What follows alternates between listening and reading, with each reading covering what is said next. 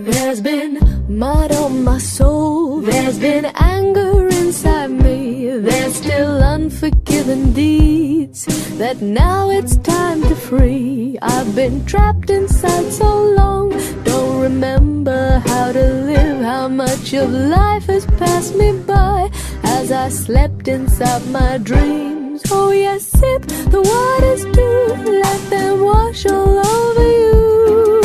Here you are at last, free yourself from past and walk into the new. Be guided by what's true, causing no one harm, least of all. Om Namah Shivaya Gurave Sat-Chit-Anand Murtaye Nishprapanchaya Shantaya Niralambaya Tejase. Satyam Shivam Sundaram Sansar Saram Abhayankaram Dukharam Karunavataram Jyotirmayam Swayambhu Prakritistudaram Shivasmarami Jagat Swami Nirvikaram. Om Shanti. I held the golden vessel of my soul and prayed that God would fill it from on high. Day after day, the importuning cry grew stronger, grew a heaven accusing dole, because no sacred waters laved my bowl. So full the fountain, Lord, wouldst thou deny the little needed for a soul's supply? I asked, but this small portion of thy whole. Then from the vast invisible somewhere, a voice, as one love authorized by him, spake, and the tumult of my heart was stilled. Who wants the water must the bowl prepare. Pour out the self that chokes it to the brim. An emptied vessel from the source are filled. That's one of the beautiful poems by Ella Wilcox, the American poetess. She is asking God that my heart is like a golden vessel. I have kept it in front of you. You are whole. At least fill it with a portion. She was beseeching, imploring God. And then suddenly God spoke. Suddenly a voice came from above. And that voice said, if you want this bowl to be filled, first empty it with your own self. Then only the grace will come. Then only the blessings will come, otherwise not. There's a story of a king who went to a saint and he asked that saint to shower blessings upon him, to shower grace upon him. But the saint said, I'll give you blessings and grace only if you give me something. What is that something? Go and bring lioness milk for me. So the king goes out, and with much difficulty, he harnesses lion's milk and brings it. But whilst coming, as he is bringing that milk in a vessel of clay, and the lioness milk is very acidic. By the time the king reaches the saint, the milk is gone. The saint says, "Where is the milk?" He says, "It was in the vessel. It's no more there now." And the saint says, "It was lioness milk. You cannot bring it in ordinary clay vessel. You will need a golden vessel." So king goes back and with much difficulty again gets the lioness milk and then brings that milk this time in the golden vessel. And the saint says, "You are like the vessel of clay. Unless and until you become golden vessel, how can I shower my grace upon you? First become pure like the golden vessel. Then only the blessing, the grace, the love would come upon you." So that's a popular saying that lioness milk can be stored only in golden vessel. To what extent this is correct, nobody knows. The very attempt to get lioness milk is life-threatening. Whatever. But we have heard this saying multiple times in Murli. Baba has been using that this Gyan is like lioness milk. And only the intellect, which has become like the golden vessel, can contain this milk. Sherni ka doodh. So this is lioness milk. It can stay only in the golden vessel. But which golden vessel? What golden vessel? When Baba says golden vessel, what he is referring to? And first of all, this is lioness milk. It's not an ordinary milk. Lioness milk. How do you get it?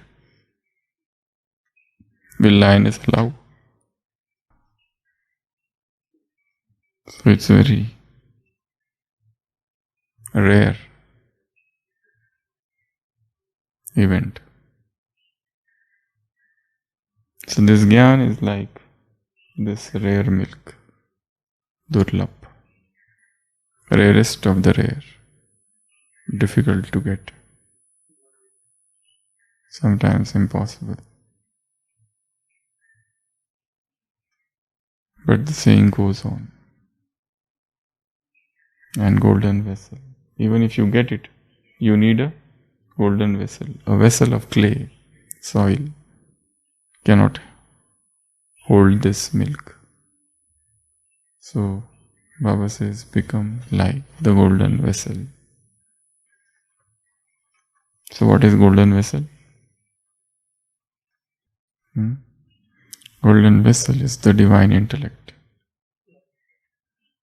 Golden vessel is the pure intellect. Sato Guni intellect. Sato Pradhan intellect. One of the functions of intellects, one of the functions is to imbibe, to store, to gather, to memorize, to rationalize. So unless and until intellect becomes pure, this knowledge cannot stay. Second is refined intellect. Intellect should become refined. The grossness should go away. Third, broad intellect. The intellect should become very broad. Narrow intellect with tubular vision, with myopic vision, cannot contain this knowledge. Creative intellect. inventive intellect. You create new things. Reflective intellect. Intellect which can churn, which can contemplate, with churning power. Reflective intellect. Clean, clear intellect, without any haziness. Plain intellect, without any confusion.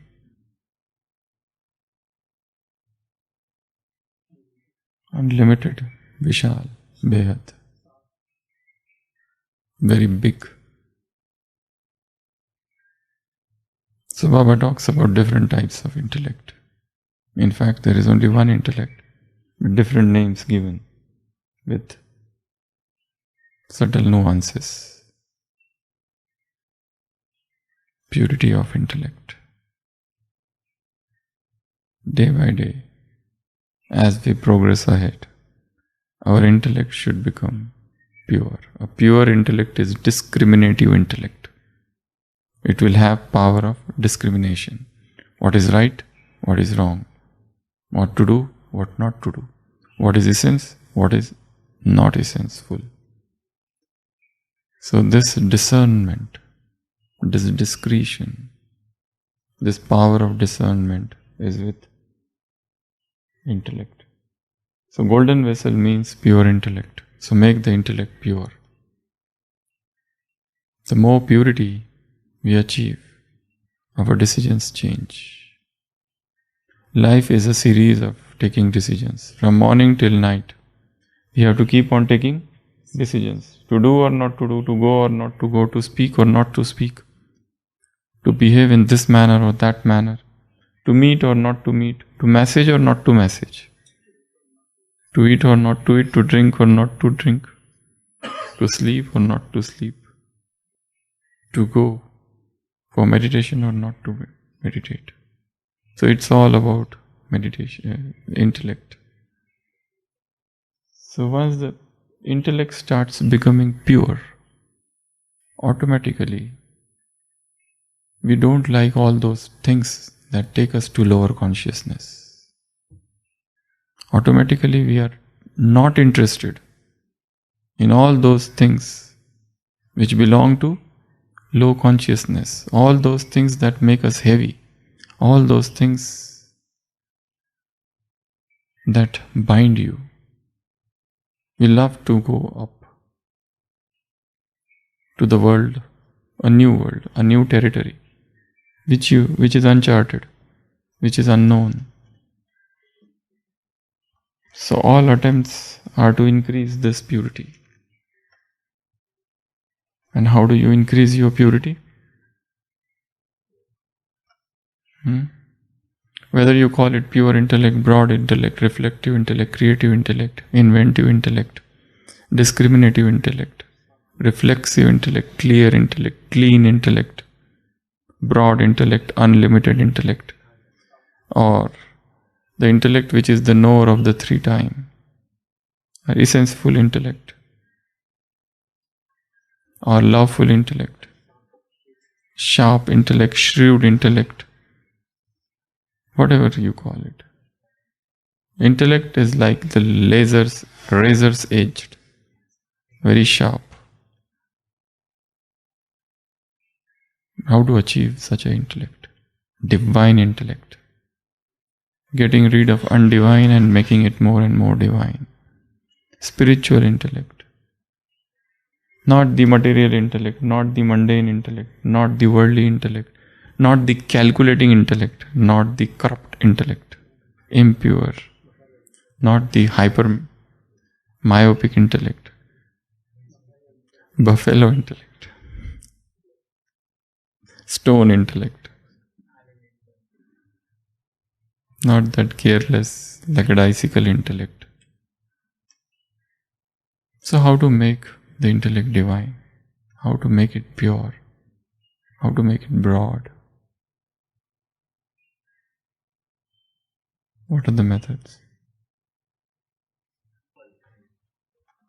The first is churn knowledge. If the knowledge stays in the intellect for a long time, it starts becoming pure. But the knowledge should stay there.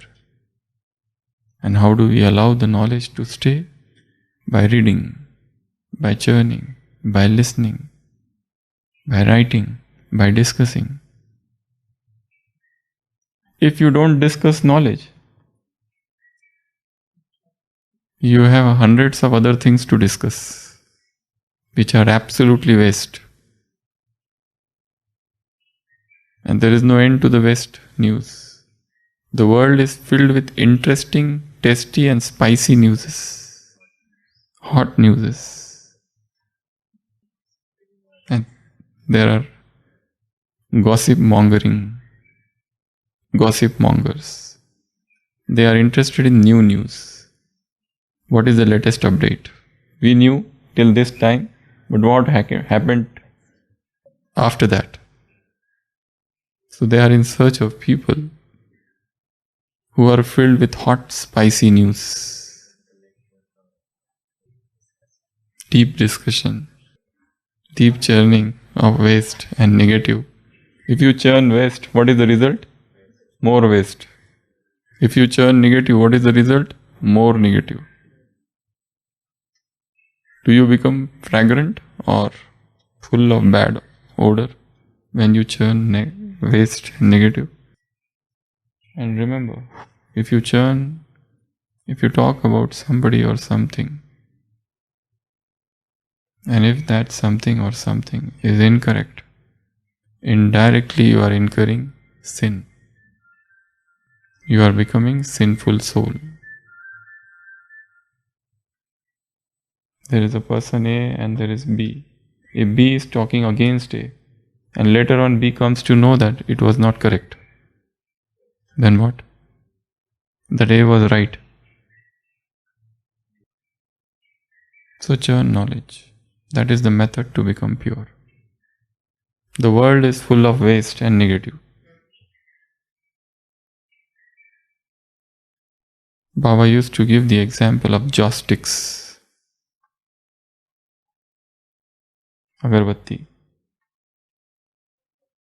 It doesn't say that.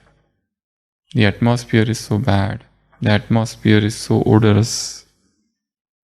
What should I do? It doesn't say anything. It is such a thin-built personality. And yet, it spreads the fragrance, the aroma, and changes the atmosphere. And the bad odor and the fetid odor is suppressed. So become like joysticks. So first method to become pure is churn knowledge. Stop listening, speaking negative waste. Even if others are speaking and even if you are hearing, it's better to stay silent. Your comment is not needed in every situation. Unless and until it is asked, don't comment. Because there is 99% chance that whatever you will say, that is untruth. Far from truth. Because we do not know other person. Husband and wife stay together for 30 or 40 years, yet they cannot say that we know each other. So it's very difficult to say that we know each other. And it is much more difficult to say that we know God. We really do not know ourselves. We don't know ourselves, we don't know others, we don't know God. And we behave as if we know everything. It's such a foolery. It's absolute stupidity. Stop and know oneself. Regarding the task of knowing others, leave it to God. He is sitting there. He has a lot of time. He will take care. The director is there. You don't have to think of why other actors are not working well. That is their account. They might get less salary and less publicity. You focus on yourself, on your own actions and your own dialogues, your own dance steps. You don't have to pinpoint that some other person is not dancing well. That's none of your business. So to become pure, what is needed is Gyan. But it's not about reading Gyan or only simply writing something or listening. It's understanding it. The second thing which is needed for purity is meditation. But what is the quality of meditation that we are having? And what is meditation? Is it simply sitting and just repeating some slogan or some affirmations? I'm soul, I'm soul, I'm soul. Or talking with some higher power. Is that alone the meditation? Meditation is experience, meditation is realization, meditation is connecting with the higher source, meditation is elevating oneself to higher consciousness. And when you reach higher consciousness, you cannot talk about small things, gross things. You cannot talk negative. Even if you try, you cannot. When you are on a higher plane, imagine a person who has observed 3 days of silence, absolute silence, and suddenly somebody comes and starts chit-chatting. There is no desire to speak because he has moved to higher consciousness. Somebody who has done fasting for 3 days and suddenly you offer him sumptuous meal, he is least interested. Because he has tasted the subtle, the divine. Even if he wants, he cannot. In the similar manner, when you stay on the higher consciousness and somebody comes to you with spicy news, you are least interested. It's only when you are at the lower level of consciousness, you enjoy. Rather you want, you crave, or if you don't get, you find, you search. So, meditation is the elevation of consciousness. Meditation is the upgradation of consciousness. If that is not happening, then probably you have lost the path. The third method is go near nature. You feel the purity of nature. The nature is pristine, original, uncontaminated, unadulterated. Go to those places where human beings don't reach. Some wild sanctuary, some sacred place, some forest where there is pure energy. Connect yourself with that pure energy. When you feed off pure energy, you don't need any gross things. When you feed it yourself with higher energy, so you feel that purity. So, the method to become pure is reconnect yourself with nature. Other thing is affirmations. In one of the Avyakta Sandesh, Baba had said there are 3 types of flower. The first flowers are iron flowers. The second flower are aluminium. And third are natural. Iron flowers are those with very tough sanskars. You have to do a lot of effort. First you have to put them in fire, then only they bend. That's very tough sanskars. The second type of sanskars are aluminium. With little hitting, they can change. But the third are natural. You make purity your natural sanskar. There are 3 types of affirmations. First is present, second future, third natural. For example, if you want to lose weight, one is I am losing weight, present tense. Another is future tense, I will soon lose weight. And third, my weight is very low, already less. It's natural. For example, somebody wants to give up smoking. The first is present tense. I have given up smoking. I have given up smoking. I am giving up smoking. Third, I will soon give up smoking. I will soon give up smoking. Third, giving up smoking is very easy for me. I never smoke, in fact. Yesterday he might have smoked, but he will talk as if, I don't know what is, this smell of this cigarette is, I can't just stand it. So also brahmacharya. One is present tense. I am becoming celibate. I am becoming pure. Second, future tense. I will soon become pure. Third, I am always pure. There is no question of impurity. Impurity never touched me ever. So there are 3 types of affirmations: past tense, present tense, future tense, and natural. If you are sick, I am healthy. I am becoming healthy. I am becoming healthy. Second, I will soon become healthy. Third, I am always healthy. I have never been sick. I don't know what sickness is. Avidya of sickness. So also, natural. This is my natural nature. My natural nature is purity. I am pure. I was pure. I am pure. I will become pure. I am becoming pure. Past tense, present tense, past, future tense, past continuous tense, present continuous tense, future continuous tense. This is spiritual grammar. Put your affirmations in as many tenses as possible. I was pure, past tense. I am pure, present tense. I will become pure. I was pure. I had been pure. I am becoming pure. I will become pure.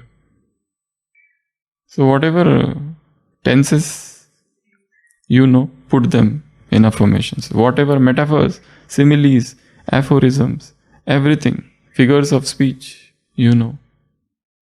My purity is like the purity of rainbow. Simile. Metaphor, oh my purity, like the moon. Antithesis, anything. You collect any figure of speech from English grammar and create your affirmations. So become pure, have pure intellect. Om Shanti.